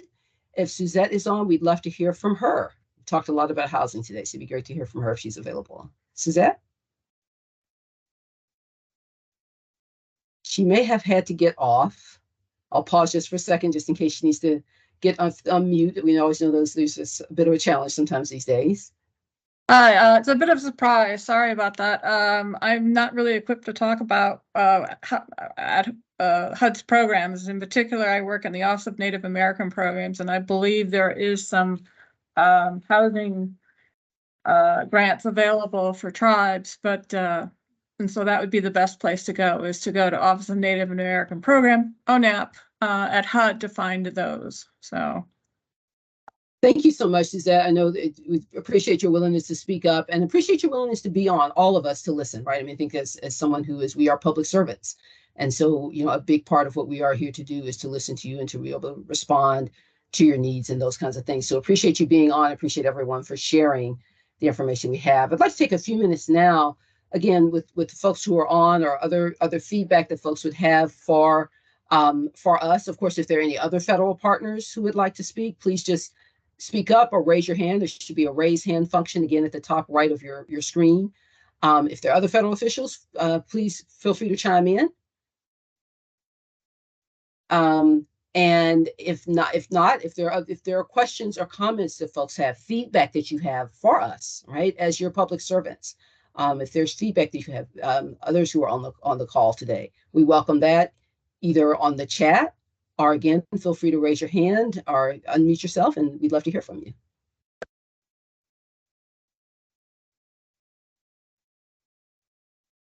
All right. Well, if there are no questions at this time, know that I think I speak for all of my colleagues in the federal service when I say that our doors are open. And that, if you think of things later, if there are things that you'd like to share with us later, or want to share with us in a different venue, maybe this isn't the venue to share the particular thought that you had or recommendation or suggestion or question that you had, feel free to please to reach out to us. I'll make sure that I put my information in the chat. I know others have done so already, and we welcome your feedback. We welcome your engagement. So I will pause just for a second now. I think we're going to turn to sharing a bit more, perhaps about the Equity Commission, but I believe Benga may still be having some connectivity issues. So I will put his information in the chat. So here's where we are. So I'll share some information about the Equity Commission. We'll put that in the chat. USDA has an equity commission, was funded by the American Rescue Plan Act, and we take that very seriously. One of the first things this commission did was to go through and look through all the other recommendations for all the other, if they didn't have the same name, had a similar kind of purpose, all the other commissions that had worked throughout USDA's history. And I think anybody takes a bit of a look at USDA's history knows it has not been perfect. It's been, frankly, very far from it over the course of its existence. And so we do take this work very seriously. The Equity Commission, as I said, convened a little over a year, more than a year ago, and has met numerous times. Those meetings are public. Again, I'll put the link to their website in the chat so that folks can see that, can hear the meetings, can see the materials that the Equity Commission has looked at. They are in the process now of coming up with recommendations about the equity for how to improve access, how to improve equity with regard to the programs and the operations of the Department of Agriculture. Many of those, I've seen some previews, some of those do deal directly with cooperatives and that work. And so I would just ask that you, if you're interested, take a look at the website, take a look at the videos and materials that are on that Equity Commission website. Be on the lookout soon for the formal recommendations. That commission is a group of third parties that have invested in either USDA or in the types of work that we do. So they are very invested in that, but they're third parties. And so this information is public. It'll be available. The commission reports will be available. The commission recommendations will be available. We welcome your input on that. And I would just say, we want you to hold us accountable. There's a reason we're doing it. We're not doing it just to, spend time. We're doing it because we really want to see equity promoted and maintained at the Department of Agriculture. And we want you to hold us accountable to that. So as you see that, as you look at that, as you see more information come out, please do take a look, reach out to us if there are things that we can do, things we need to be doing better. We want to hear from you so that we can do a better job. So I'm going to pause just for a second, ask you to take a look at the chat. I think folks have put those links in the chat, so very much appreciate that. And if there are no other items for the federal, if there are no other federal folks who want to speak, that's the first call.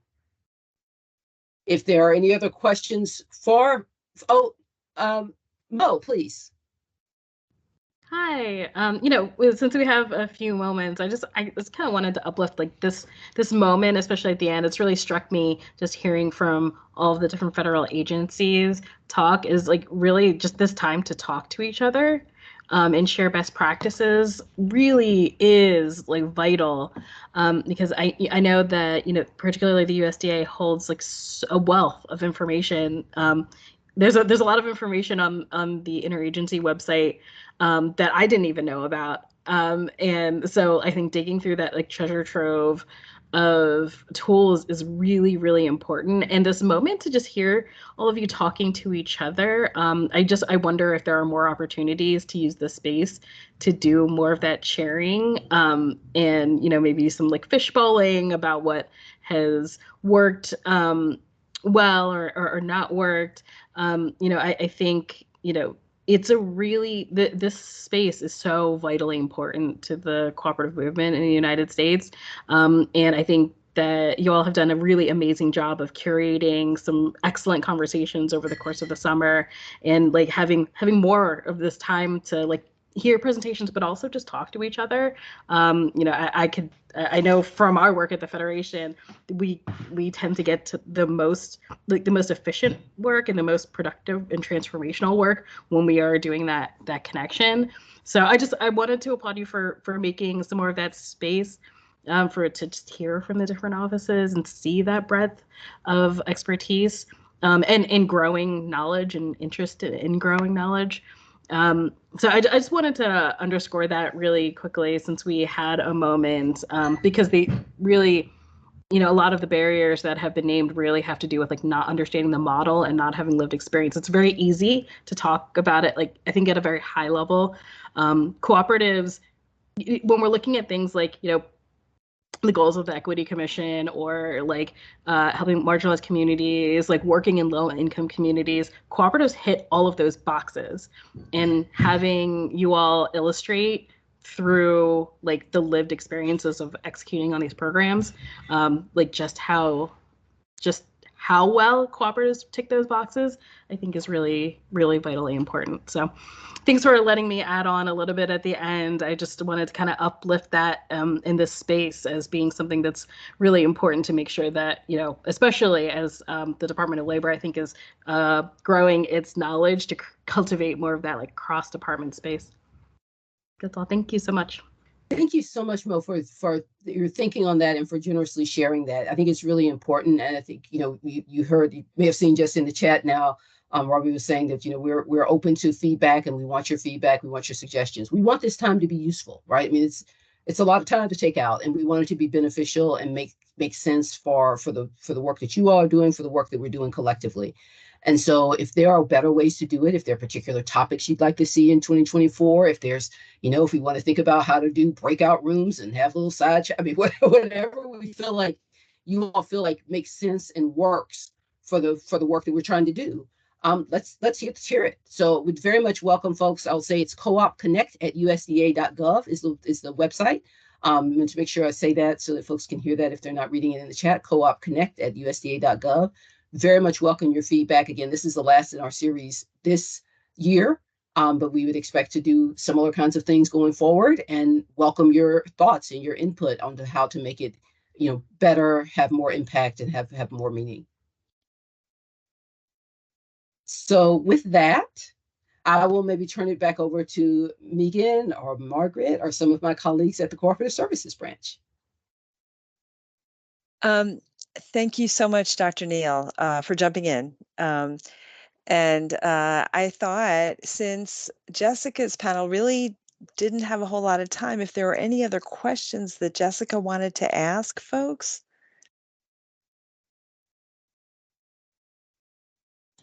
Well, sure.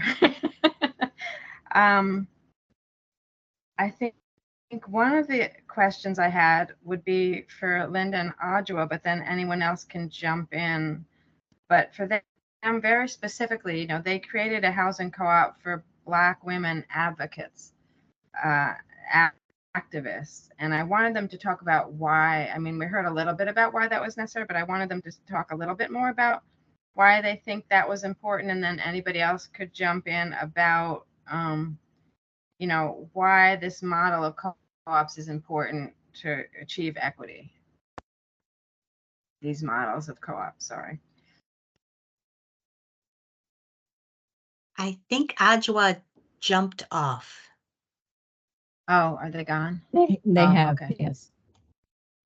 All right, sorry. Well, how about anybody else who's left? So why is it important, right, that we develop these co-ops and equitable systems for specific populations? Like Mo, I know you talked about the U.S. Federation, right? Your new theory of change and mission really focuses on, right, equity and racial equity and economic democracy. Why did you guys choose to focus in that way? And then I guess if Josie's still here, and then Tia, I think, is still here. Thanks, Jessica, for the question. So, our theory of change was developed through a really long process with the staff and the board of the Federation, and thinking about like where's the most need within the cooperative movement, and where's the most need in the country, frankly, like where workers sit, like where are people the least resourced, because yes, we are a national organization, membership organization for worker cooperatives, but at the heart of the organization, as I know you know this, but for everyone's benefit, is really about worker voice and democratic participation and being able to spread those things. And so,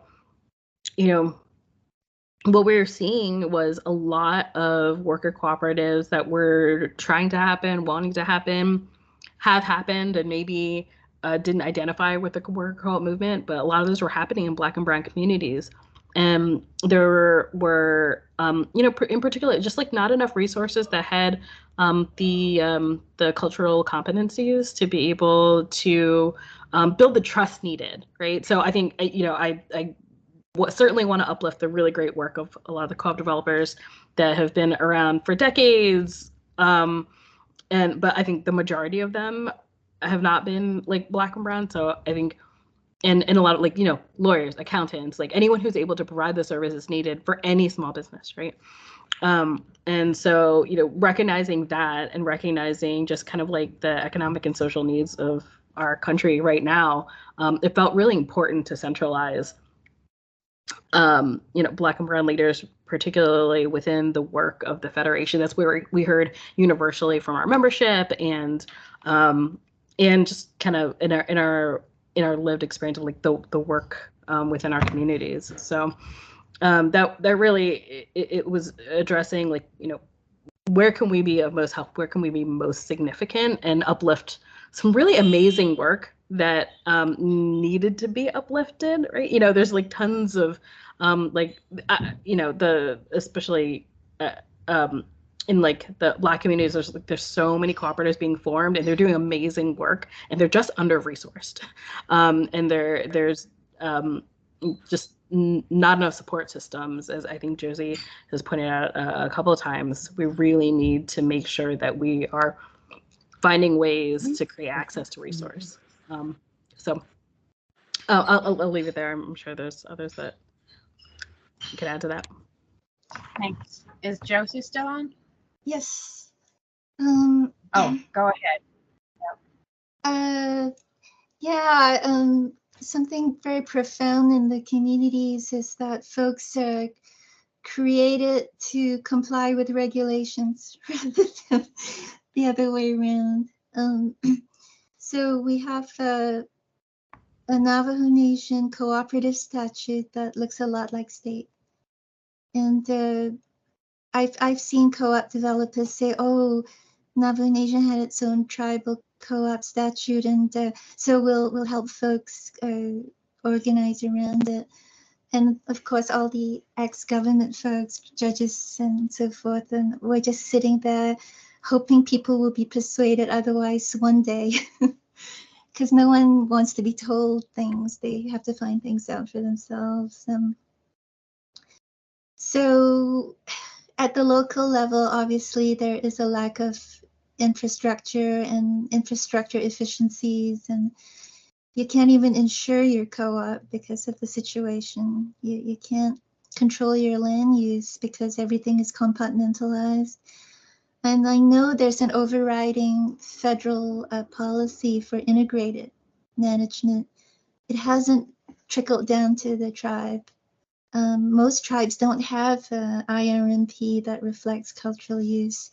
They just say, well, let's get a BIA consultant and have them try it out, who doesn't know anything about what's happening at the local level. So what is most urgent for us is the familial system, because of the way things are broken up, and then how you have to arrange your family to qualify for Medicaid, to get your child in school in your system, and to even get medical treatment and Indian health service, you have to be a nuclear family. So the way that the Ney family is, it took me 15 years to find out. No one tells you. You need to know it by yourself. And the matrilineal system is so interesting and so foreign, really extremely different. And so that's been dismantled with the settlement system. And it's a everyone who talks about co-ops and tribes, they talk about how historical co-ops are to tribes. You know, it's a historical system. The familial system has to be renewed for sure, and there's an urgency to that. But culture itself is under siege almost. My response is very similar. Oh, sorry. Okay. To yes, Josie. I was about to call on you, Tia. Thank you. Yeah, my response is similar to Josie and Mo. A community is very important. I lived in New York and I am very familiar with the housing cooperatives in the city, and also just have been organizing cooperatives and been in cooperative development for a while now, and understanding that, understanding the culture in the community. When we were building these co-ops, when we were working to build co-ops, I say often there's not a cookie cutter approach to cooperative development. What might take one cooperative, you know, a few months to engage and understand, it may take another cooperative a year or two to engage and understand. And we have to, as a community, understand the community that we're working with, and that they have the tools that they need. We are there to facilitate the resources and maybe connect them. But often these communities have been built, they've been established, especially in cities like Durham or where systemically highways were you know, put in to kind of tear down this Black economic wealth. And so there's not an educational or intellectual barrier there, but there are things in place to create barriers for engagement and for the empowerment of Black and Brown cooperative organizations. So that's it. Thanks so much, Tia. Adjoa and Linda, you've got the last word here, I think, if you're able to talk. We were trying to get you to talk more about why it was so important to have a housing co-op for Black activist women. Well, one of the reasons was because, you know, you needed to be able to stay in the city to be able to organize. But economically, if we didn't have co-ops, you know, many of us would not be able to continue to live in the city because of gentrification, and the rents and housing costs have really skyrocketed. And so, you know, to maintain your workforce, the community roots, all of those are really important reasons why we need cooperative housing. Anything? Yeah, no, I just want to say thank you for getting the word out and sharing that, because that's what's important. People need to have the knowledge, because having the knowledge means that's when you can go and use it. So let me just say thank you on all levels of getting the word out through this event, through the books, through the recommendations. Getting the word out is critical. Thank you. Thank you. Thank you both. And I'll just sum up again by saying there's been research also about how important housing co-ops are to safety, right? Not just physical safety for people, but also the safety to be an activist, right? You have a safe place where you can live, meet, do the things you need to do as an activist. And we also know, it's coming out now, some of the worker co-ops are recognizing they need housing co-ops again in order to even be able to have a place to live. So it's not even enough to be in a worker co-op, which is so fantastic, but needing these other support systems, especially housing and a housing co-op. So again, I want us to finish by understanding these synergies and these connections and the interconnections, and how we see, especially for vulnerable people, but really for all people, the equity is about building a whole ecosystem around what we're doing. And I thank you all so much. It's been such an exciting panel for me. It's a wonderful program today. Thank you all. Well, thank you so much. And it's such a nice word to close on. I again want to just say thank you to each of you for being here, for taking time to have this conversation. for the work that's going to happen because in part of this conversation. Really, really grateful for all of you for your time and your engagement on this. We look forward to engaging you again next year, right? This series will pick up again in 2024. You know, there's conversation already about continuing this equity conversation, digging in a little bit more deeply, thinking about the intersections, unpacking what it means, how to make it work. And so look forward to that conversation. And we'll get planning some conversation also around cooperative statistics. What is the data? What is the work that we can do that undergirds this so that we can have a rigorous kind of approach to understanding the work of the cooperative movement. So again, looking forward to that. Please sign up for our to be on our list if you're not already, so that you'll get first notice of when these next sessions are coming. And again, thank you all. Thanks for your commitment throughout this series, and looking forward to engaging with you, not just next year when the series starts again, but before that as well. So again, thanks so much to each of you. Great afternoons and weekends all around. Thank you. It's great. Thank you. Thank you very much. Thanks. Bye-bye. Thank you all.